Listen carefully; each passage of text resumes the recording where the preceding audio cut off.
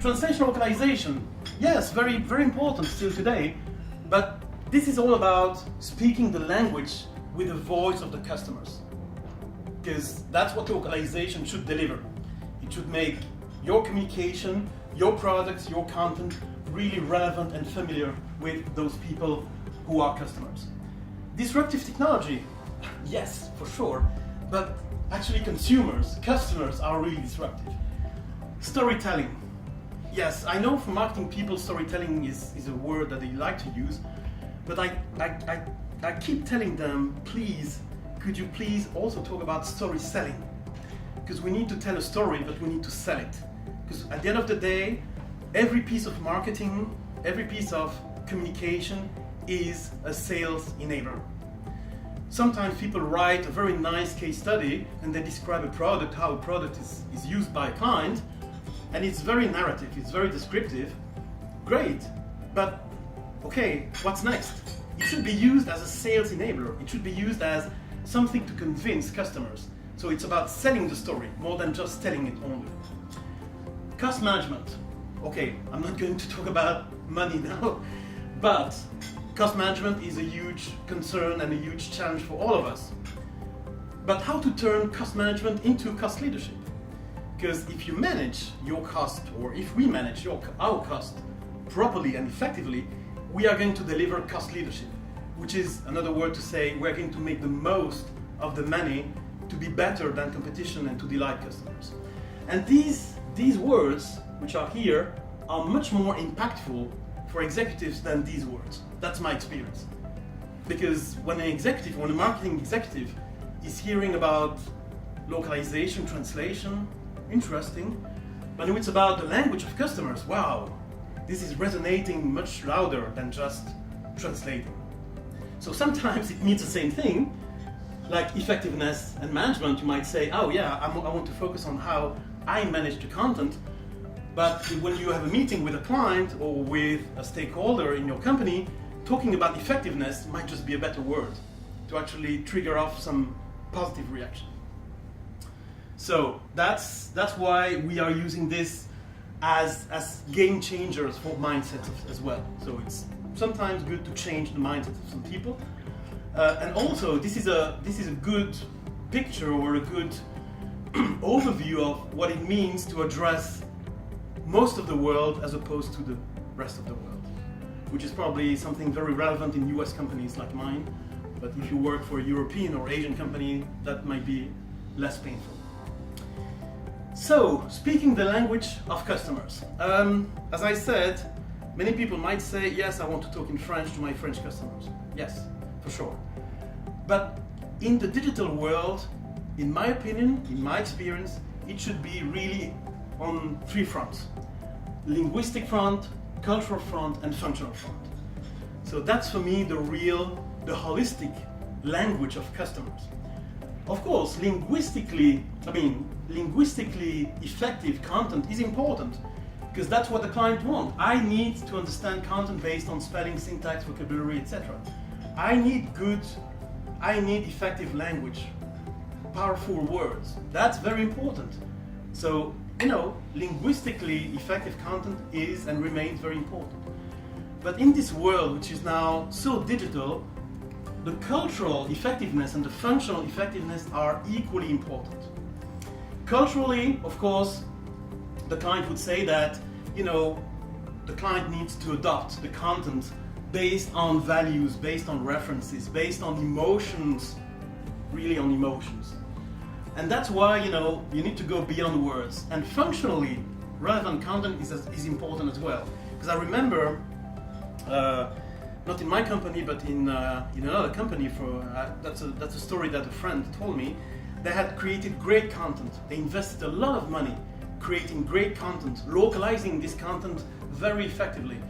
But then it was not delivered properly in the right ecosystem, in the right environment. And the whole effort was spoiled. So all the money, all the time that was spent on creation and localization was just spoiled because of bad functional relevance. So meeting local experience requirements, as I said, implies engaging linguistically, culturally, and functionally. If one of these pieces is missing, I'm afraid it's going to go wrong. And by the way, if you disagree, feel free to let me know. So after defining this language of customers, we need also to focus on what the customer really is. And the impression is that the customer is the person buying the product, is the customer buying the service. Well, no. It's of course is a person buying, purchasing the product, but it's much more than that. And that's why I like this picture from a famous Belgian painter, which is to say, this is not a pipe. You might say, yes, this is a pipe. No, it's a picture of a pipe, or it's a brown pipe, or it's just a reflection of a pipe. But so it means that what you can see immediately is not always what it is actually. Okay?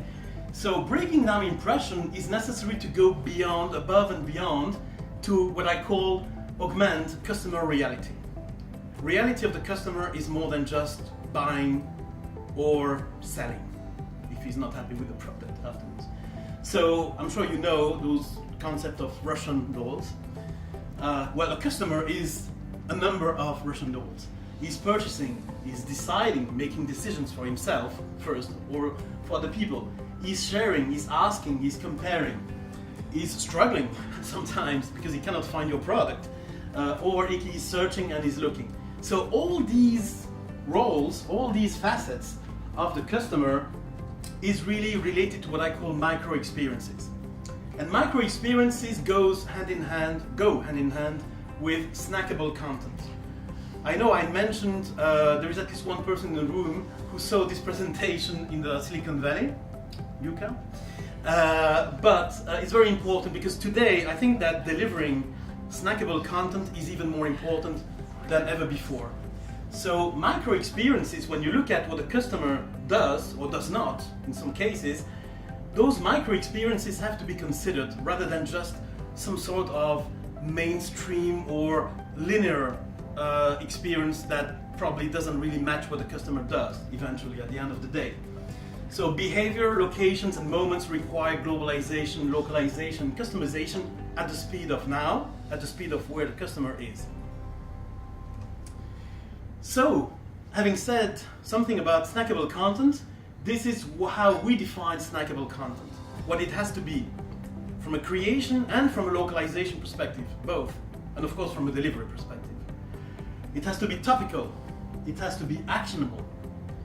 Of course, it has to be visual, because of course sometimes a video, creating a video and localizing a video speaks much louder than just creating 10 business cases. If you are using it visually, that's much more powerful. Portable. Of course, customers today, they take it away, they view it offline, they share it with other people, so it has to be portable in some way. Of course, the best example is to actually is about meeting mobile requirements. Shareable. Memorable, that's another one that I like. How we can measure effectiveness of content is also effective content in any market is content that is actionable, but also that is remembered.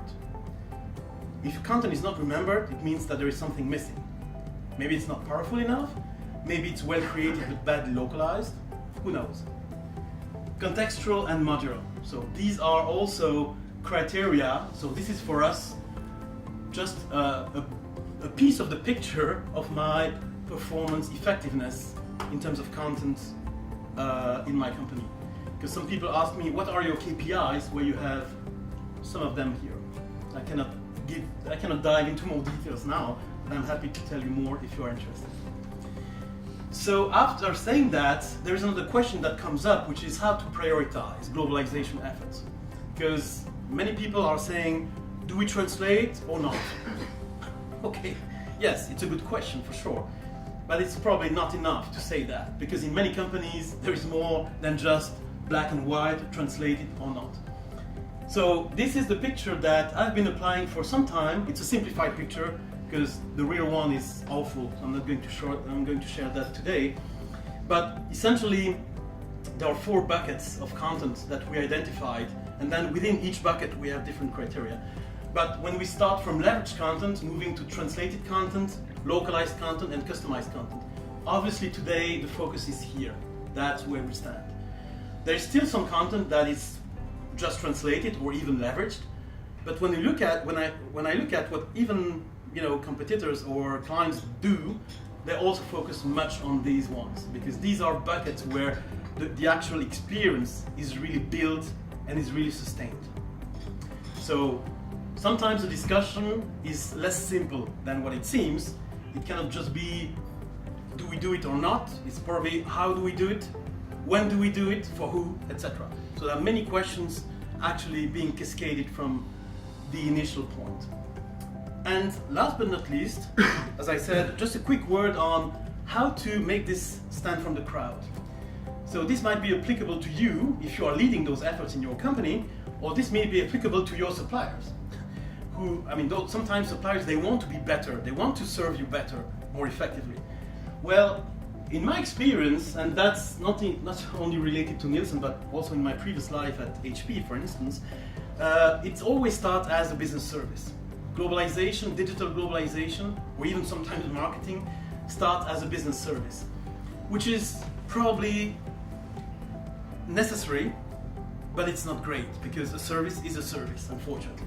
And the word service speaks for itself. So it's very important to start there, because of course, it's at least it's good to gain some visibility. But on the other hand, it means a cost driver and a purely operational approach. So just being considered as a cost driver and an operations guy or team is not going to lead anybody very far. So the next step is usually to become a business enabler. And the business enabler is much better because it becomes more planned, it becomes more engaged, it becomes more synchronized with the product life cycles, and it becomes also a cost center, which is better than a cost driver. It's not perfect, but okay. Cost center is always one step forward, and it becomes also more tactical in a way. But of course, the icing on the cake, or the golden dream of some people, including myself, is to become and to stay, which is even more difficult, to stay a business partner, to be considered as a business partner. And this is where digital globalization, whatever it's called, you might call it global product management, you might call it product globalization, it depends on the company.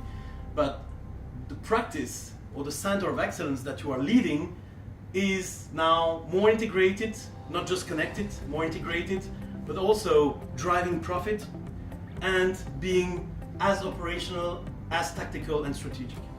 And this is, of course, taking what I would call globalization, to be generic today, to the next level. But also, this is going to make the life of people leading this practice, leading these processes, like myself, much better, much easier, because it gives us more arguments, more tangible arguments, to actually show the value of this.